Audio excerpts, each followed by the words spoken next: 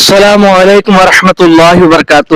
آج شب بارات ہے اور شب بارات میں ہم سب کو کیا کرنا چاہیے؟ شب بارات ایک معزز اور مکرم رات ہے جو 15 شعبان المعظم کی رات ہوتی ہے۔ اللہ کے رسول صلی اللہ تعالی علیہ وسلم نے اس رات کے بارے میں حضرت علی رضی اللہ تعالی عنہ سے فرمایا، اے علی، اگر آئندہ تم کو 15ویں شعبان کی رات میسر ہو جائے تو رات کو عبادت کرنا اور دن میں روزہ رکھنا۔ تو اس سے یہ بات ثابت ہوتی ہے کہ آج کی رات بہت ہی اہم اور بہت ہی مکرم و معظم رات ہے۔ تو اس رات کو ہم ضائع نہ کر کے اللہ تبارک و تعالی کی عبادت کریں اور کثرت کے ساتھ درود شریف پڑھے، کثرت کے ساتھ قرآن کی تلاوت کریں، تسبیح و تحلیل میں اپنا وقت بتائیں اور رات بھر عبادت کریں، اور انشاءاللہ پھر آئندہ دن کے لیے ہم روزہ رکھیں۔ اس رات میں ہم سب کو کون سا ایسا کام ہے جو نہیں کرنا چاہیے؟ کیونکہ بہت سارے لوگ ایسے خرافات کام کرتے ہیں